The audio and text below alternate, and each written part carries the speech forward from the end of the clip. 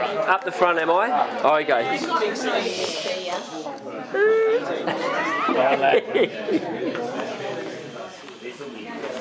Okay. I'm Meg's dad. Hi, Meg's dad.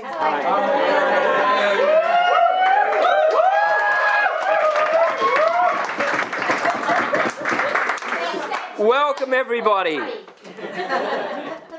On behalf of myself and Gay and Tim and Tina, I'm sure we would like to thank everybody for joining us today to share and witness this great wedding we've just seen. Some of us have travelled a long way, and to all and everyone's travelled from. I don't think there's anyone that lives in Battle that's here. So yeah, thanks to everybody.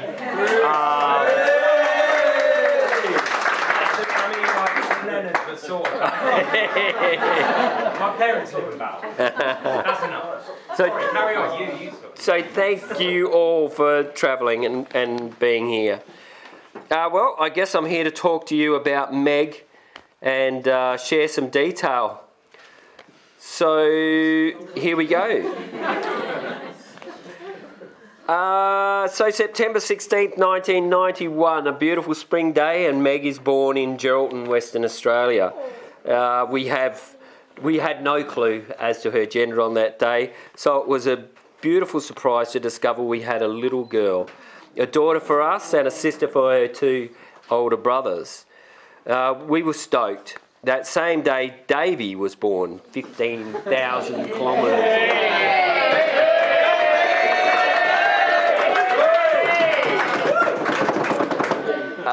Meg was a great little baby, peaceful and adorable, the perfect little human. As she grew, we began to notice how brave she was, and that she had a real curiosity about the world around her. Meg loved an adventure. She would love to hear stories that I would make up on the fly for her, and she would laugh like a drain at that and beg for more. I can recall spur of the moment overnight fishing trip up to Lucky Bay and be chucking the fishing rod in the back of the landy, and Meg would climb in and hop in the front seat, and Gay would come out and say, "You're not taking little Meg, are you?" And I said, "I'd just take one look at Meg and I'd say, I think I am now." But she was never any trouble to take on an adventure. She just absolutely loved it, and I loved taking her. And we had lots over the years, from short walks down the creek with Sandy, or further afield to Sydney for a surf with the Roxy girls, or the good old Lucky Bay trips. Meg joined the local Gecko Guides and got a few badges, including the prestigious 20-kilometre badge, which she probably got that under false pretences because I carried her for 3/4 of it on my shoulders. But we were proud to see her get her 20-kilometre badge. She loved all the sports, netball, basketball. Did you play T-ball? I recall, yeah, T-ball. She loved the sports. And we loved watching a really determined little competitor, and we'd cheer her on cold, frosty Friday nights over at the netball. Would she be playing before or after her mum? And yeah, she loved the sport. A natural student, Meg achieved great results at school without too much effort from... It was obvious that she would probably go to uni, and finally the day came and she graduated, did the gap year thing, and was off to Curtin University. Once again, Gay and I were down there with her on that day where she was getting the intro day to the university to do a degree in what was that one, Meg?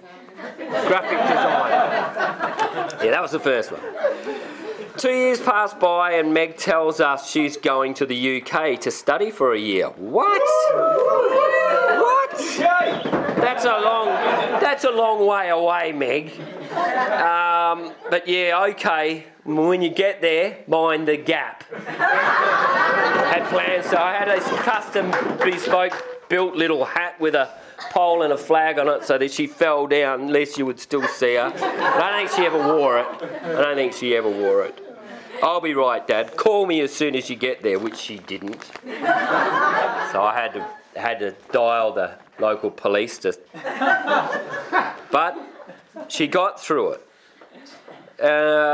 It was during that long year apart that Gay noticed on Meg's Facebook feed something in the background, and she said to me one day, "Tuddy, come and have a look at this." I'm like, "What?"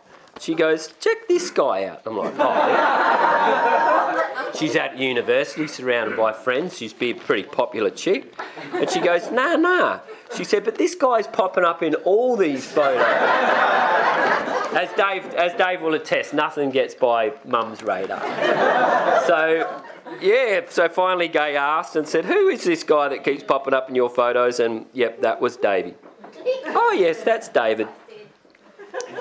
Meg came home that year and Davey came for Christmas. So Christmas in Australia is completely different to Christmas in the UK, of course.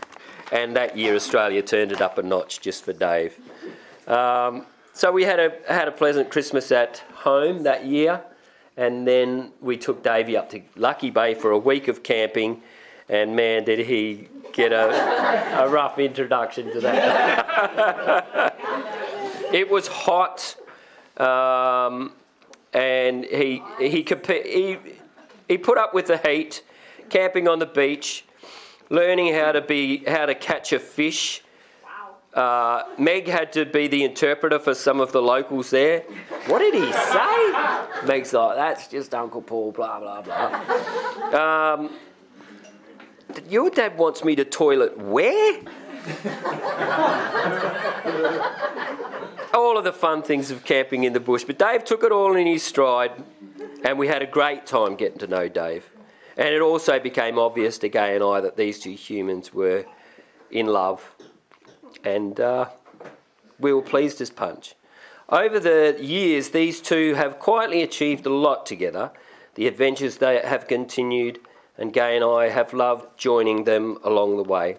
So it was one Friday night at the Beaky, pub just not far from where Meg and Dave now live.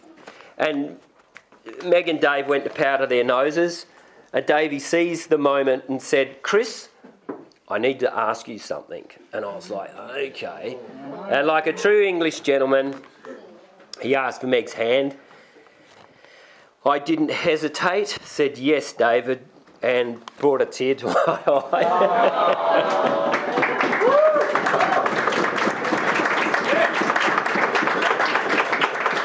So it's as no surprise to us that it was decided that the wedding would be held 15,000 kilometres away in Battle in the UK. Of course, another adventure awaits. Let's go. So no worries, and here we all are today. Well done, Meg and Dave. It's beautiful to have you here with us and see you married. We're proud of you both and wish you all the very best for the future. I would invite everyone now to raise your glass and toast Meg and Dave. Meg and Dave. Thank you.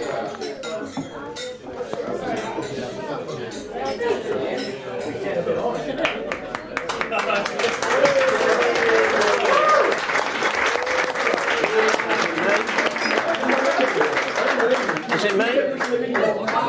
No, it's my turn. This one's going to be a treat for me. Some of you, I don't know, you probably don't know me, some of you. I'm Dave's stepdad, Tim. Tita's husband. Okay. Now, I've been told...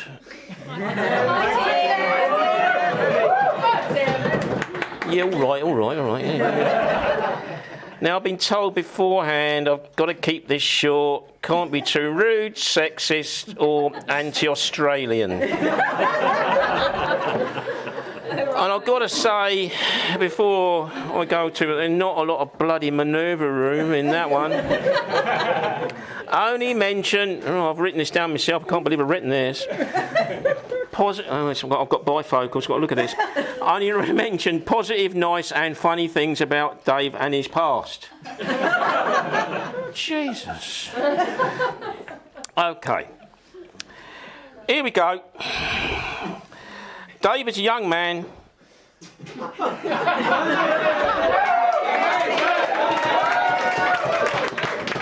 Hold on, wait. Bit of respect, please. Who just got married. So Megan, a lovely Australian girl. Right, okay. No, I knew this would happen. Okay. I first got, because as you know, I'm not Dave's actual dad. I first got to meet Dave. It was Christmas 2001. So Dave was already 10 years old. Yes. And then I moved in with his mum and Dave in London 8 months later. Now, obviously, Dave was sizing me up. I was sizing him up. And I was thinking, you know, because I thought, well, if he hates me, that's something we've done with your mum anyway. No, it's true. You've got to get on with kids, haven't you? And actually, he was a good kid. He was pretty respectful, I found.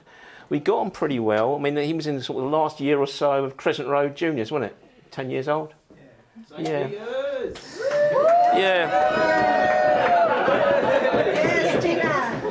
Yeah, and actually, I was a bit nervous, obviously, how he would take to me. But, he was, you won't not believe it, he was actually quite good looking when he was young. Obviously, the ravages of time and the Australian climate. Oh, bugger me, there goes the Australian bit, right. That's that parameter done with. Okay, the Australian climate and, time is, obviously, time, living with Megan. It's taken its toll, Dave. Your mum won't tell you, but, it's taken its toll, mate. Okay. Now, he was a good student, actually. We never had any trouble with him, and he did well at school. Then he went to Abbey Wood for the senior school, didn't you? And you're a very good student. He actually was. No, all right. He didn't drop in a crap too much. We never had phone calls about it, did we? No. No, because you wouldn't have told us, would you? Okay. Now, what did he like? You've already heard that he liked chicken nuggets. Yes, he did. Yes. Pizza. Yes. Something you didn't know he had a thing about, right, when he was very young, probably before I got on saying Thomas the Tank Engine. Now, do you Australians know about Thomas the Tank Engine? Thank God for that. I don't want to explain that one. Because he had Thomas the Tank Engine duvet? Thomas the Tank Engine lunchbox? And you loved that Thomas the Tank Engine lunchbox, didn't you?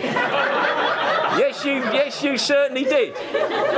He's probably still got one tucked away in Australia somewhere. Oh, and skateboarding.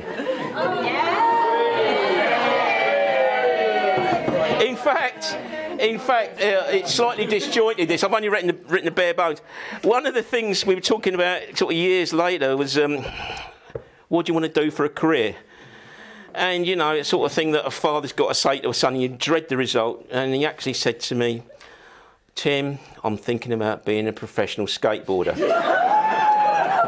Well, naturally, I was bloody well overwhelmed with that one. Yeah, but according to him, they made a lot of money and they go around doing competitions, but you kind of grew out of that, didn't you? And also, you've heard about cars. He loved cars. Really? Preferably high-performance cars. So you're talking your Porsches, your Ferraris, yeah? And you love Formula One. And you used to have a lot of magazines. Oi.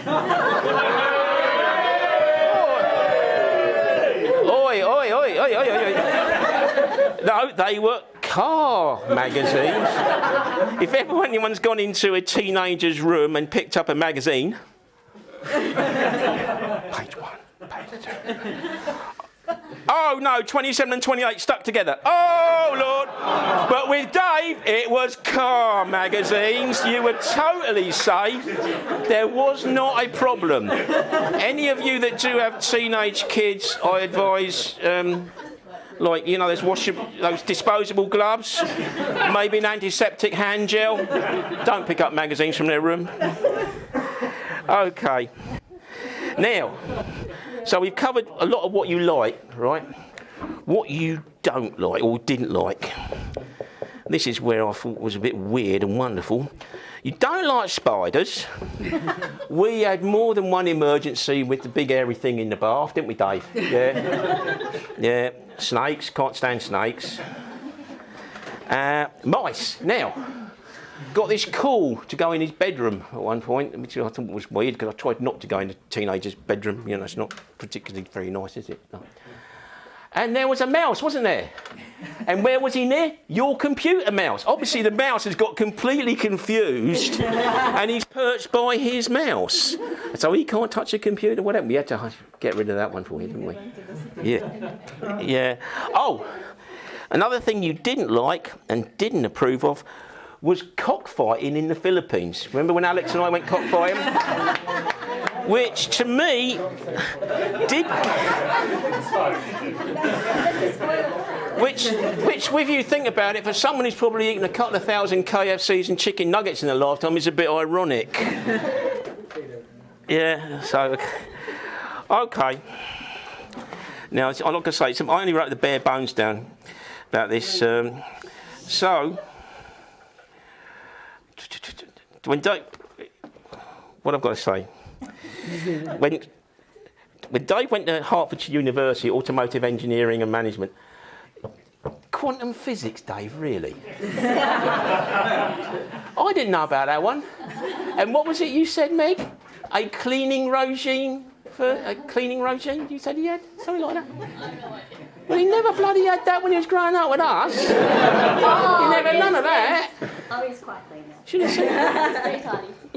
But anyway, when Dave actually sort of like, he'd gone to university, come from university, and he obviously met Meg at university. Yeah, so this is how all this came about. And then, of course, after that, he said, I'm thinking about going to Australia. I went, you what? The way you do. Because I knew what Dave was like with the wildlife. And he's not a crocodile Dundee, is that, Dave? And I said, OK. I've done some stuff on the Google now. I'm all right now. Now, did you know Australia has 20 out of 25 of the world's most venomous snakes? It's true. There's the inland taipan, the eastern brown, and my personal favourite, I love this one because it's got the word, the common death adder. Now, you voluntarily flew around the world hating snakes to a country that is a home of the common death adder. I mean, it beggars belief, really, Dave. It does, it beggars belief. Then, of course, there's spiders. Now, my personal favourite here is is it the redback? Yeah. Now, things you might not know, David, now you bear this in mind and all you other Australians too as well. One of the favourite hiding places or habitats of the redback, one of them is a mailbox and under the toilet seat. So there you are, you're going for your morning dump. You got your latest Formula One mag, who's been picked for the Ferrari team, get your pants down, bum there. Ouch. And the redback thinks, why is there a sudden eclipse of the sun? And what are these brown things coming out of the big crevice in front of me? So he reacts. He bites you on the bum. Because you're in his territory, Dave. You're in his territory. But he managed to survive the redbacks and whatever. Yeah. Actually, it's turned out all right for him. They both worked hard. They both got good jobs. And fortunately, they've got support of a loving family. Now, I'm supposed to sort of like wind up a lot of this with a funny story. That's how you do these things traditionally. Like I say, I'm used to eulogy, so you've got to forgive me. I don't really do weddings. Okay, so what I'll do is we'll go back to Thomas the Tank Engine. Now, when you go to university in this country, you probably know the universities send out a list, yeah, what you need to have away from home. So you've got to have your beddings, you've got to have all your kitchen gear, your pans, cutlery, crooked. So we get the list from Hertfordshire University. So Tita and I, on behalf of Dave, go out to Bluewater, about 14 miles away. We've got to get this stuff for him. And I thought, what would Dave's reaction be? Bearing in mind, he must be like 20 years old. Yes. Okay, 20 years old, so you're on the threshold of life. You're on a new adventure. You're going to break free from your parents. Now, what would happen if your parents came home with a Thomas the Tank Engine, duvet cover, pillow and matching curtains? You would be mortified.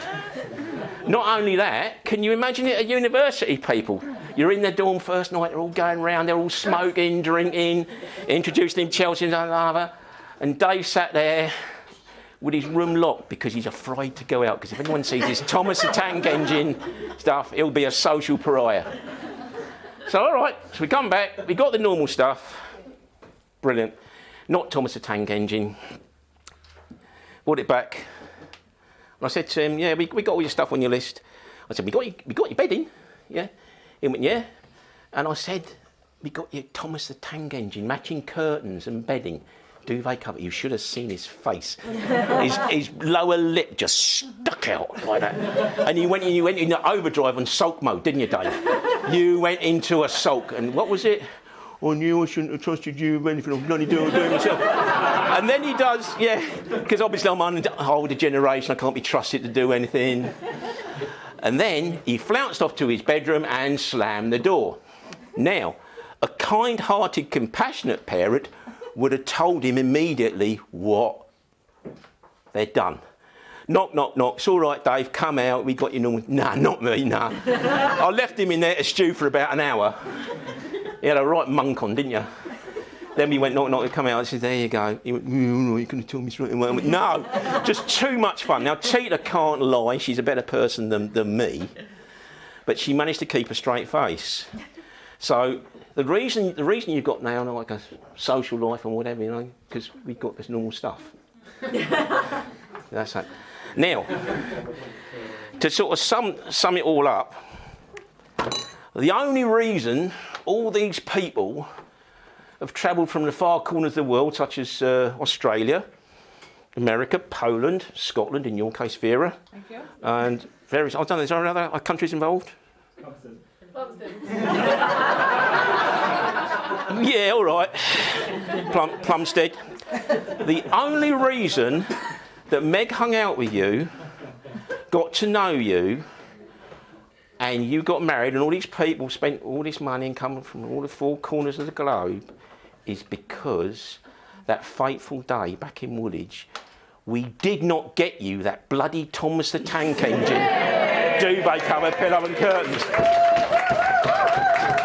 And, ladies and gentlemen, that is the end of it. Thank you.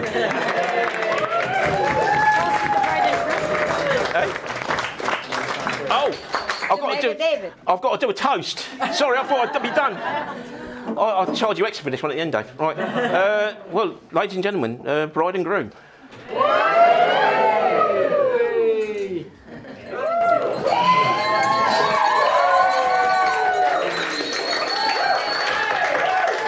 I'll wait for the people to come back. I'll wait for the people to come back.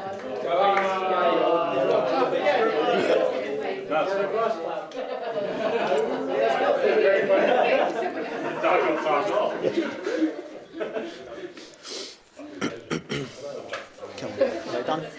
Please, come on.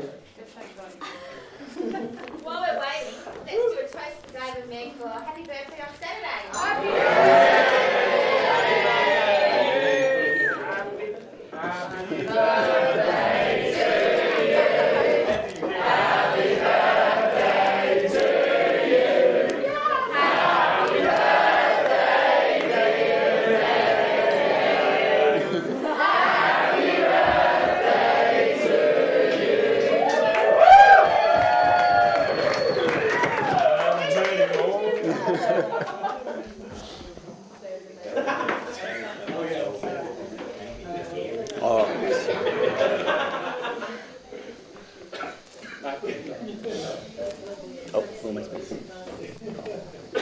Take a seat. All good.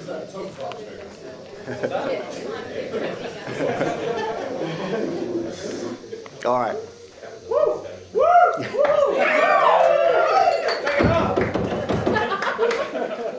Good day.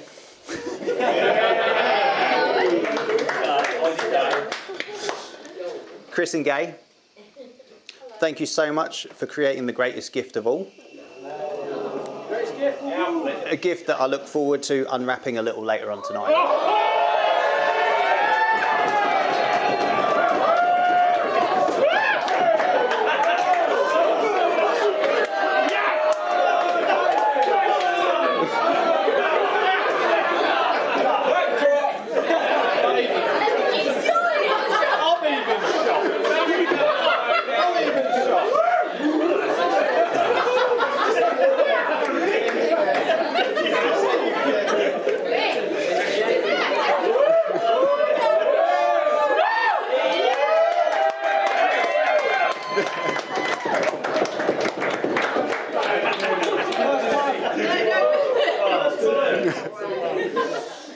A few people have asked me why we chose to come back to England for our wedding. In our minds, the decision was simple. Meeting each other here over 10 years ago, we wanted to go back to the origins of our relationship. It has brought back memories of bringing Meg home for the first time and introducing her to most of you sitting here today. Each and every one of you sitting here has shaped me into the man I am today. A man that Meg would ultimately end up wanting to marry. From my mum, raising me to be respectful and thoughtful. Yes, Mum, I'll apologise for that joke later. And my stepdad, Tim, who taught me to have a sense of humour. Thank you for the joke, Tim. But seriously, Mum, after 3 rounds of cancer and lifelong chronic back pain, you've taught me to be tough and always face what life brings you, even if it's an Australian. Tim, your Navy background and rules of neat order structure has been a lesson I am glad I learnt later in life. As if I did listen, I would have been studying instead of getting shit-faced and meeting my soon-to-be wife. Thank you to my extended family, some of whom unfortunately could not make it here today or have sadly passed away. Mum never had much family in England, so the friendship and support of her friends, that I now call family at this point, is always appreciated. A big thank you to all the friends I grew up with for the fantastic nights that have created some of the best memories I have. Drinking and watching football at various pubs in Greenwich, getting hammered with the college crew at everyone's 18th, passing out in mates' kitchens, using oven doors as blankets, are some of the things I'll never forget. If I never moved to Australia, I'm sure we would be making more of these memories each weekend. Thank you to all the Australians for travelling all the way here to join us. Not just family, but good friends as well. Thank you, it means so much, and we are truly grateful. Chris, Gay, and all of the extended family, you've welcomed me as one of your own. It's been difficult at times to be away from my own family in England, and difficult for you guys to love a whinging Englishman. However, you've always done your best to ensure that I would not feel homesick. Thank you. You have created a perfect environment where the only thing I have to worry about is Meg and the Australian wildlife. I would like all of us to raise a glass to Phoebe.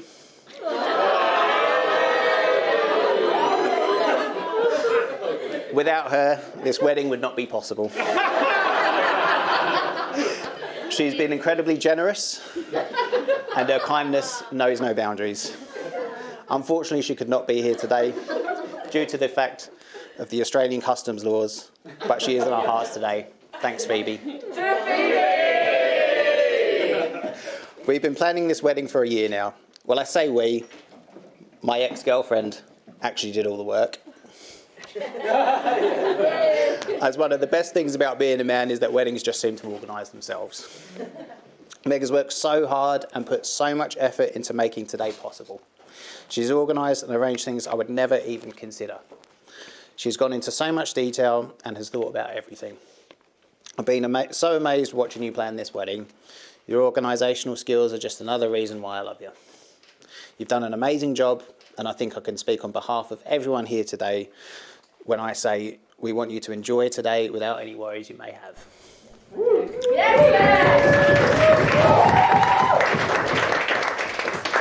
I'm so happy to call you my wife. We had an amazing 10 years so far, and may the decades in our future be filled with laughs, dogs and adventures. Alex, my best man, my best friend, my vanilla bear.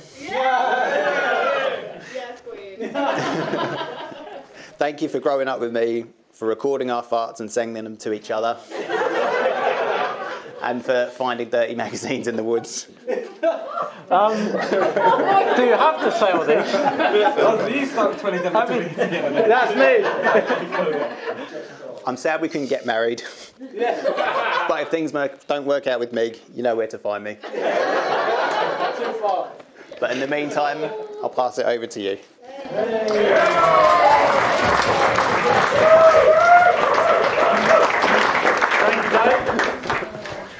Well, mine isn't that long. I'm not supposed to do it that long.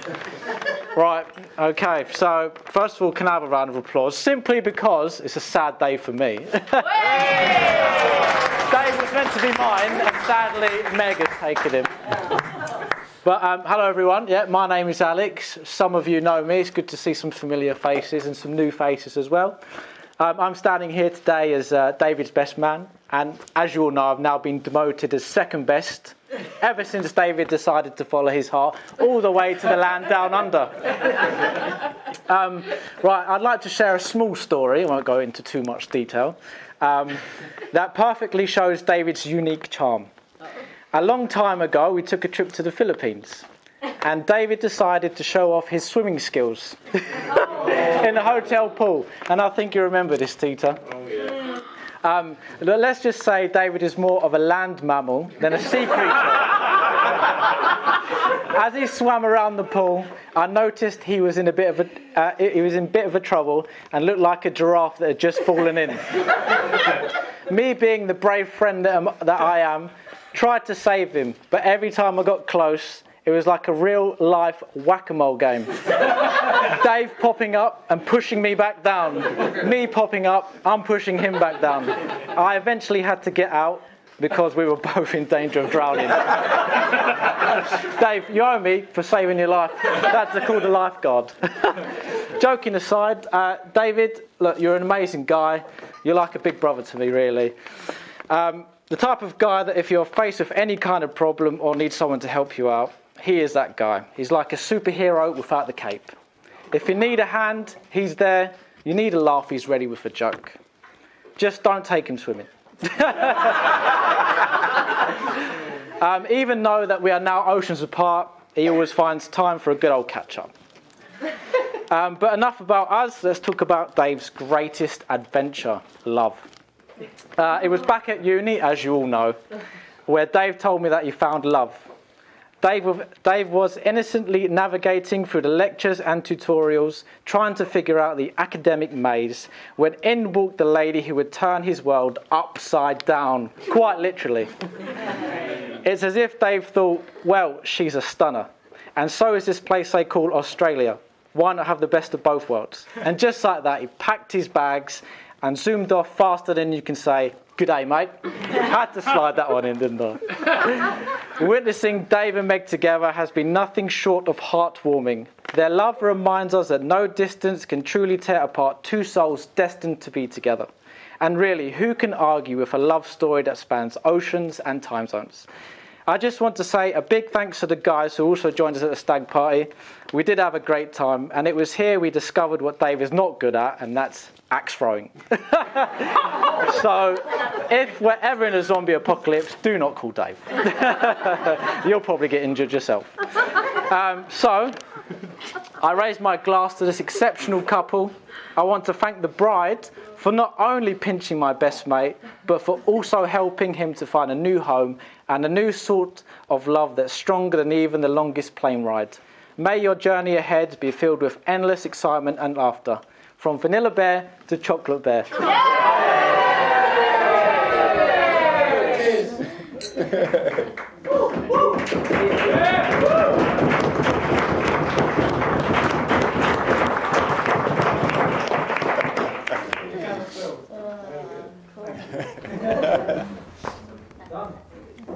End of speeches.